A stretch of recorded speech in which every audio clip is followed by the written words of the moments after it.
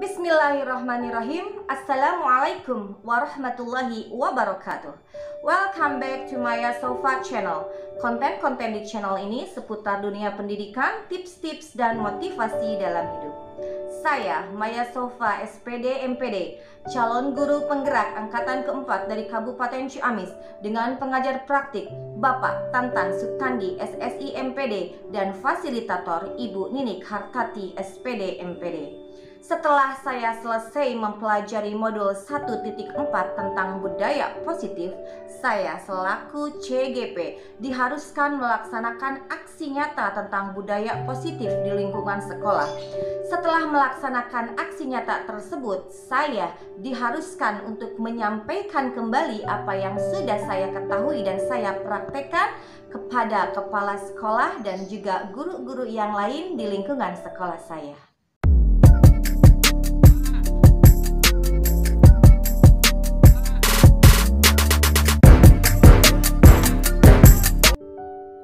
Pada sesi berbagi aksi nyata tentang budaya positif ini, saya diharuskan menyampaikan yang pertama, pemahaman saya mengenai konsep-konsep kunci dalam modul budaya positif, yaitu yang pertama tentang paradigma belajar, yang kedua tentang disiplin positif, yang ketiga motivasi perilaku manusia, yang keempat kebutuhan dasar, yang kelima posisi kontrol restitusi, yang keenam keyakinan kelas, dan yang ketujuh tentang segitiga restitusi. Dan selanjutnya saya pun diharuskan menyampaikan pengalaman dan pembelajaran yang saya dapatkan setelah menerapkan konsep-konsep kunci tentang budaya positif baik di sekolah ataupun di rumah. Langkah-langkah yang saya lakukan dalam berbagi aksi nyata ini tentang budaya positif adalah yang pertama, saya menemui Bapak Kepala Sekolah SMP Negeri 3 Banjarsari, yaitu Bapak Endang Subarna SPD MSI.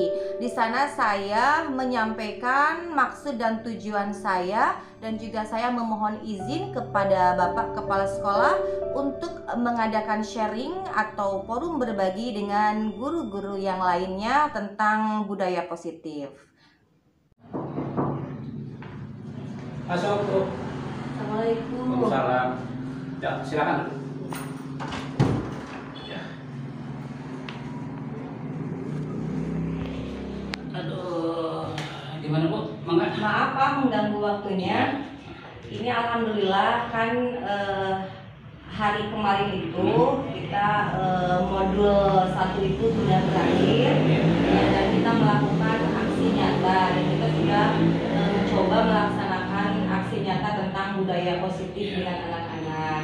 Dan untuk hasilnya nanti ada foto-foto bisa dilihat sama Bapak. Terus yang kedua ini Pak, untuk selanjutnya kan harus sharing dengan guru-guru gitu. Jadi kita harus memberitahukan juga ke guru yang lain tentang apa itu perubahan paradigma, terus konsep disiplin, pokoknya inti-inti dari modul budaya positif di sekolah. Itu mungkin Bapak bisa mangga. Satu, ya selamat ya, berarti Bapak modul 1 sudah selesai. Kemudian aksi nyata dengan siswa sudah dilaksanakan. Kemudian sekarang dengan guru, memang sudah seharusnya ada diseminasi pada guru tentang paradigma baru dalam pembelajaran. Enggak, silahkan. Tempatnya kita di ruang guru aja lah, ya di ruang guru aja. Bapak Ibunya siapkan. Selanjutnya mudah-mudahan setelah modul 1 selesai, kemudian menempuh ujian, lulus modul 1 lanjut ke modul 2. Amin. Terima kasih Bapak. Berarti bisa dimulai sekarang ya Pak ya? Bisa silakan. Pamit Bapak, mau memperhatikan guru-gurunya. Assalamualaikum. Assalamualaikum. Ya, ujian ya.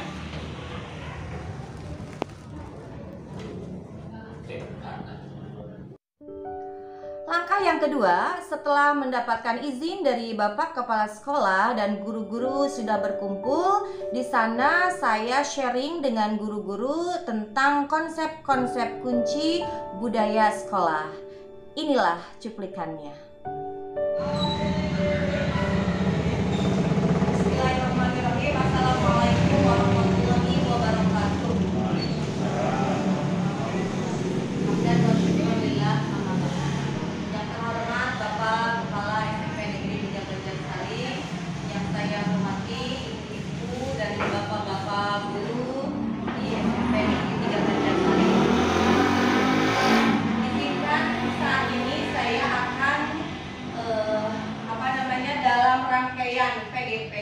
program guru penggerak ada sesi berbagi atau diseminasi tentang modul yang sudah saya pelajari. Dan kebetulan minggu inilah minggu terakhir modul 1 ini, dan hari ini saya mau mengadakan ujian modul 1. Ibu Bapak guru sekalian, materi yang sudah saya dapatkan di modul 1 tentang paradigma pemikiran Ki Hajar Dewantara ini.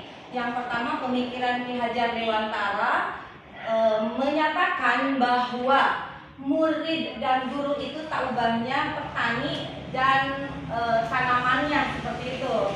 Jadi bagaimana cara kita merawat anak-anak atau membesarkan mendidik anak-anak harus melihat seperti Bapak Tani, seperti itulah salah satunya. Jadi kita harus mengayomi. Terus ada nilai dan peran guru penggerak, di mana nilai seorang guru itu ada 5, yaitu harus mandiri, harus reflektif, kolaboratif, inovatif, dan berpihak pada murid. Salah satu poin yaitu mandiri.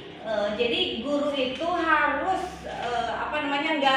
nggak mesti dikeprik-keprik oleh atasan gitu. Kalaupun mengikuti misalkan ada workshop atau bimtek itu jangan melihat jamnya jumlahnya berapa gitu. Tapi guru itu harus menjadi pembelajar sepanjang hayat gitu. Karena belajar itu merupakan modal utama dalam mengajar gitu. Terus untuk peran seorang guru itu harus menjadi pemimpin pembelajaran, harus menggerakkan komunitas praktisi dan mewujudkan kepemimpinan murid. Terus visi sekolah itu kan impian, cita-cita luhur itu harus ditentukan bersama, dan budaya positif gitu. Dan ini yang akan saya lebih sampaikan lagi kepada Bapak Ibu sekalian tentang konsep kunci budaya positif. Tadi kita tahu bahwa menurut pemikiran Ki Hajar Dewantara, seorang guru itu tak ubahnya seorang petani yang merawat dan membesarkan lahan pertaniannya. Misalkan jagung lah ya. Jagung itu dengan berbagai bibit. Jadi ada yang baik, ada juga yang tidak baik gitu. Nah, tugas Bapak Tani lah supaya tanaman itu jadi bagus semuanya gitu. Terus apalagi harus disediakan lahan yang subur dan gembur. Disinilah budaya positif harus dikembangkan di sekolah. Dan untuk budaya positif yang pertama, kita harus melakukan perubahan paradigma. Bagaimana misalkan kita ngepalkan tangan kita lah ya, kita kepal tangan kuat-kuat gitu. Terus ada teman kita ingin membuka kepalan tangan kita itu. Kita tidak mau membukanya karena kita yakin di sini ada sesuatu yang sangat berharga. Teman kita itu bisa jadi kalau istilah Sundanya ngolok gitu ya, membujuk kita supaya membuka ini kepalan tangan bisa dengan iming-iming ataupun dengan kata-kata ancaman gitu. Nah, nanti kita mau membuka atau tidaknya ada istilahnya, ada stimulus, ada respon kan. Nah, di sini untuk perubahan paradigma ini kita harus melihat, anggaplah ini seorang anak, dia punya karakter dan keinginan yang berbeda kan tadi. Nah, kadang guru itu ingin mengontrol murid, harus mengikuti apa yang dia katakan. Terus guru sebagai orang dewasa itu memiliki hak untuk memaksa dan seterusnya. Nah, nanti ada stimulus respon dan juga ada teori kontrol. Nah, disinilah kita akan harus mengetahui tentang teori kontrol, yaitu ada win-win solution, jadinya ke gurunya enak, ke muridnya juga enak. Terus yang kedua, konsep disiplin positif dan motivasi. Kita kalau mendengar kata disiplin kan kita akan menghubungkannya itu dengan tata tertib, terus teratur, kepatuhan pada peraturan. Terus biasa kata disiplin juga selalu dihubungkan dengan kata-kata hukum gitu. Dan sebenarnya antara disiplin dan hukuman itu ada perbedaan yaitu ya, karena belajar tentang disiplin positif tidak harus dengan memberikan hukuman. Itu justru itu adalah salah satu alternatif terakhir. Jadi hukuman itu alternatif terakhir dan kalau tidak perlu jangan digunakan sama sekali gitu.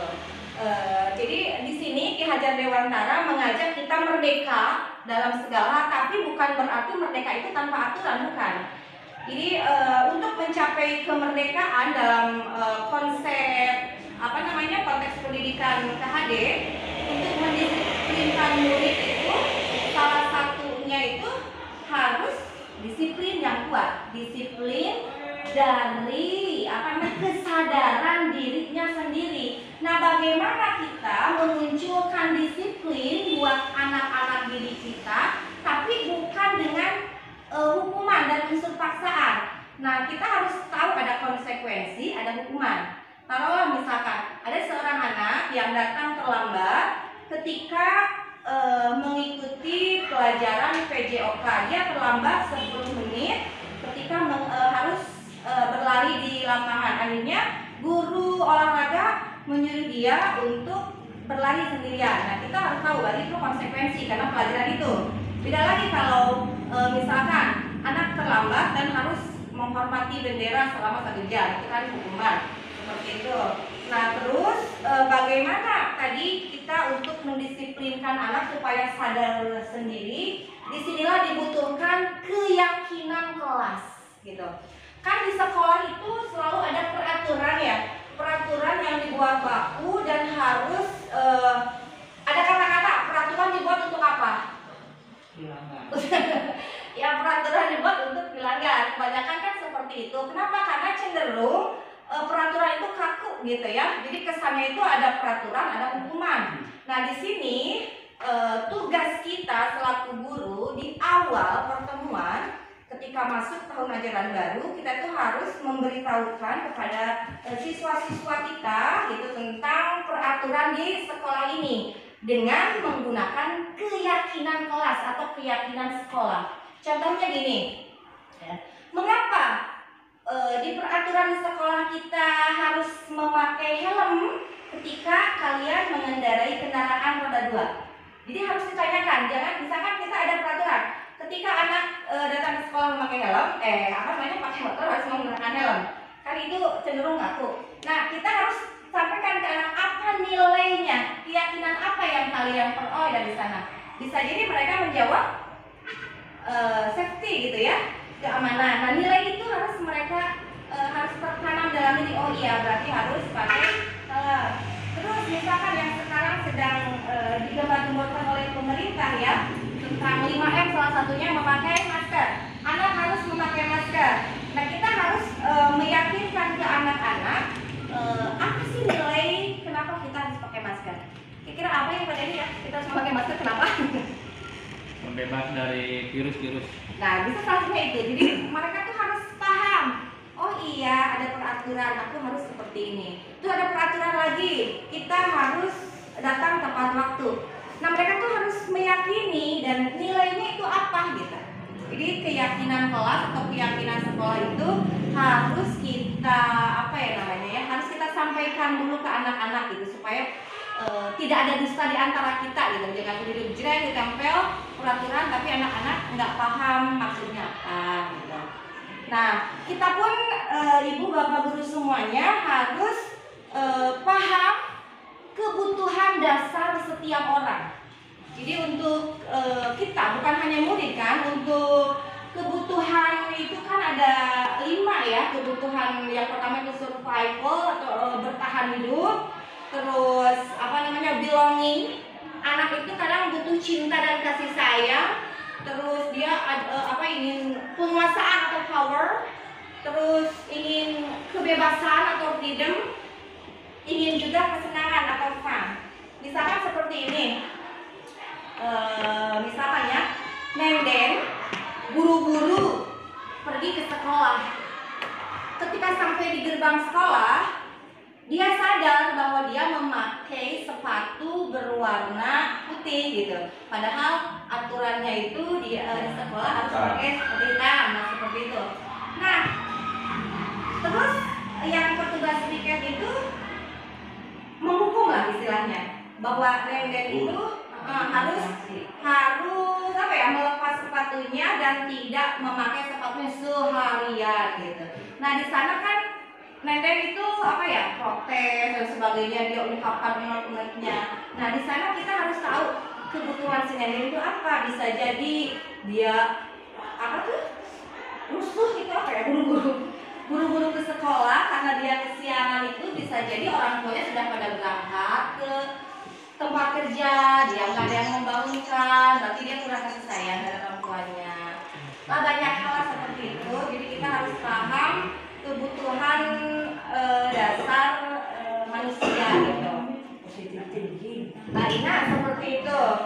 Terus tadi kan anak itu tidak sama ya, setiap anak punya karakter yang berbeda, punya keinginan yang bermacam-macam. Nah di sini kita selaku guru itu harus punya posisi kontrol yang tadi. Dan ini ternyata ada 5 posisi kontrol, dan kita ada di posisi mana akan kita lihat ya ibu bapak semuanya. Di sini ada motivasi internal. Yang pertama, teori kontrol itu yang pertama, guru itu menghukum. Contoh perbuatannya itu menghardik, menunjuk-nunjuk anak gitu ya Bu Pak, menyakiti, menyindir anak. Contohnya gini, kalau kamu tidak melakukannya, saya akan apa gitu. Itu kan menghukum anak. Hasilnya apa ibu bapak kira-kira kalau seperti itu? Kalau kamu tidak melakukannya, ibu akan titik-titik, bapak akan titik-titik. Kira-kira hasilnya akan bagaimana ibu bapak? Kalau keadaannya kayak seperti itu, ada program. Iya, tentunya anak memberontak ya. Biasanya anak itu memberontak, terus dia akan dendam gitu ya, menyalahkan orang lain. Terus murid kadang kalau seperti itu dia akan berkata I don't care, bodo amat gitu. Ah, peduli lah, seperti itu. Nah dampaknya itu dia akan mengulangi lagi kesalahannya itu. Jadi itu posisi kontrol kita guru sebagai penghukum itu di sana. Dan yang kedua, ada posisi kontrol guru sebagai pembuat orang merasa bersalah. Gitu. Contoh perbuatan gurunya berceramah, menunjukkan kekecewaan yang mendalam, dan terkadang ungkapan itu pelan. Contoh, kamu sudah mengecewakan ibunya, kamu sudah mengecewakan bapaknya, gitu. Hasilnya biasanya anak itu akan menyembunyikan yang dia lakukan atau menyangkal atau berbohong kan, seperti itu. Dan murid akan berkata, maafkan saya Pak, maafkan saya Bu. Jadi dia di posisi merasa bersalah waktu itu. Dan dampaknya pada murid akan rendah diri biasanya. Dia akan cenderung kalau melakukan sesuatu itu, aku kok salah mulu gitu. Gitu itu dia, aku lakukan itu salah baik. Jadi dia tuh akan merasa rendah diri, merasa gagal gitu, dan dia merasa jadi orang yang tidak berharga. Padahal kita kan tidak tahu 10 tahun yang akan datang dia mau jadi apa, kita nggak tahu gitu. Nah itu motivasi kita teori kontrol yang kedua. Dan teori kontrol guru yang ketiga yaitu kita sebagai teman bagi murid-murid kita. Perbuatan guru biasanya membuatkan alasan-alasan untuk murid-muridnya. Misal, lakukan untuk bapak ya, lakukan untuk ibu ya. Ya sudah, nanti bapak beres. Ya sudah, nanti ibu bantu ya.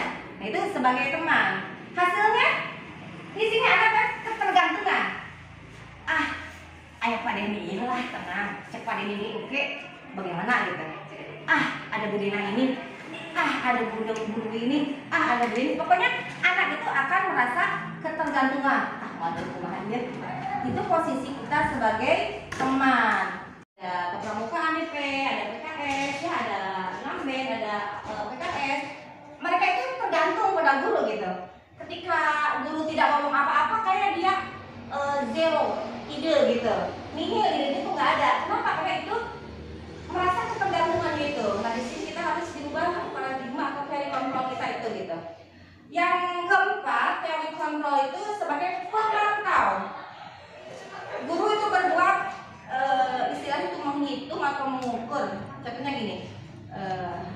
apa konsekuensinya kalau kamu berbuat hal itu gitu. Jadi dia langsung jadi nanya ke anak gitu, dia mau apa gitu.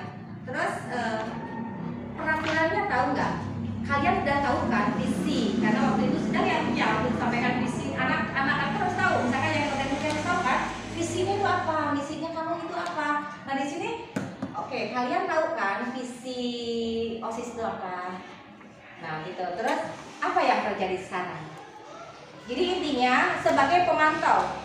Terus hasilnya mereka akan menyesuaikan bila diawasi. Murid akan berkata, saya akan dapat bintang kalau melakukan hal tersebut. Seperti itulah contohnya. Dampak pada murid ini akan menitik beratkan pada dirinya sendiri. Dia pasti aku dapat hadiah nih, pasti aku dapat reward nih. Aduh kalau nggak gini ada hukum lah.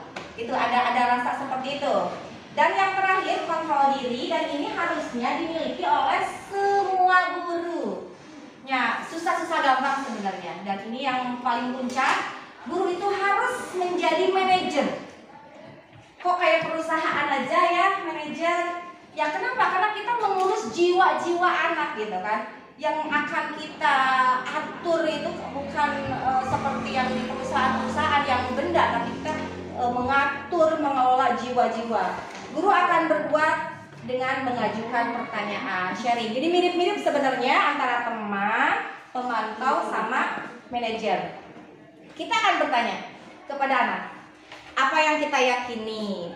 Kemarin kan Ibu sudah membahas tentang keyakinan kelas kita gitu. Kalian tahu pakai masker itu sudah ada di peraturan, dan kamu yakin, kita semuanya yakin bahwa untuk mencegah penyebaran COVID-19 kita harus memakai masker seperti itu. Jadi kita tanyakan keyakinan kelas yang sudah kita buat gitu. Kalau kita akan memperbaikinya, kira-kira bagaimana ya? Jadi kita sebagai manajer seperti itu, hasilnya itu akan menguatkan karakter bagi anak-anak kita.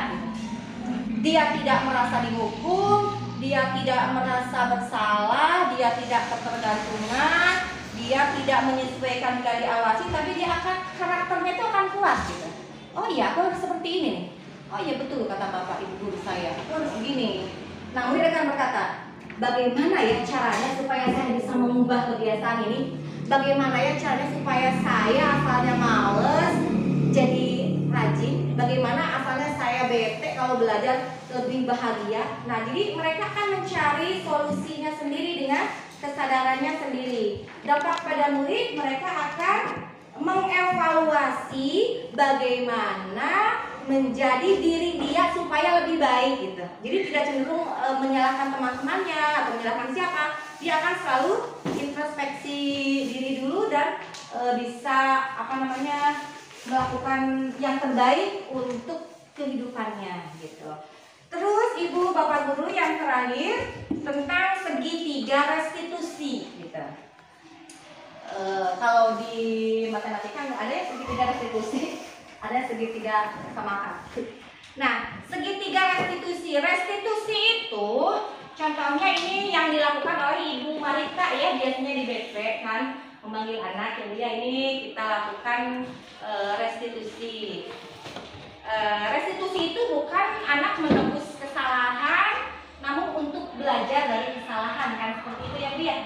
Terus restitusi itu juga untuk memperbaiki hubungan. Restitusi itu berupa tawaran, bukan paksaan. Terus restitusi itu menuntun untuk melihat ke dalam dirinya dia gitu. Nah di sini untuk restitusi itu yang segitiga itu ada 3 tahap. Ada 3 tahap restitusi. Seperti ini ya ibu gambarnya kalau digambarkan. Jadi yang pertama kita harus menstabilkan identitas. Yang kedua harus menanyakan keyakinan, dan yang ketiga validasi tindakan yang salah.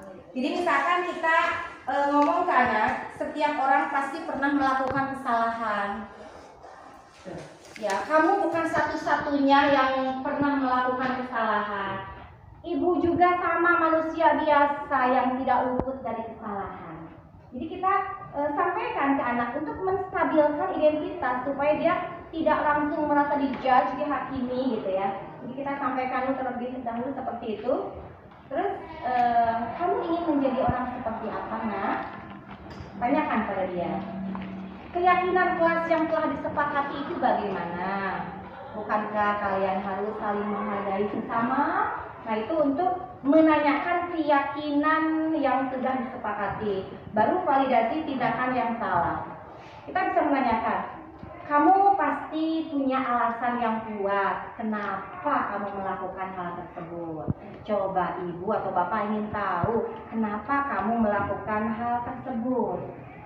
Atau kita bisa bertanya, adakah cara yang lebih efektif untuk mendapatkan apa yang kamu butuhkan? Nah, itu segitiga restitusi yang harus kita lakukan ketika menemukan berbagai masalah di kelas ya ibu bapak guru.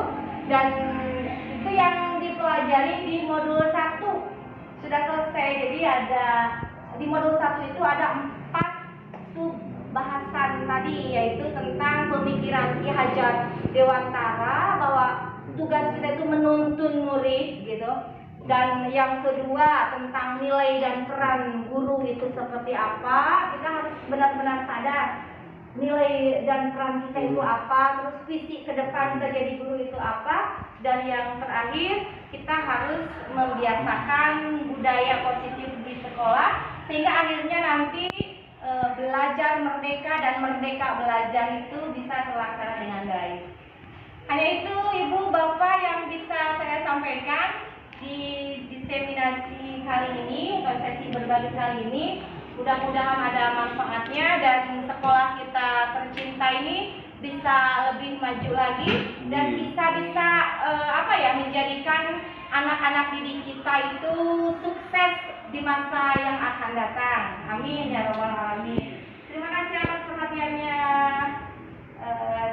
Insya Allah tidak ada pertanyaan. Hanya itu, hasbunallahu wa ni'mal wakil, ni'mal maula wa ni'mal nasir. Wassalamualaikum warahmatullahi wabarakatuh. Demikian sesi berbagi aksi nyata budaya positif yang bisa saya sampaikan. Mudah-mudahan ada manfaatnya bagi kita sekalian. Salam guru penggerak, merdeka belajar dan bahagia. Wassalamualaikum warahmatullahi wabarakatuh.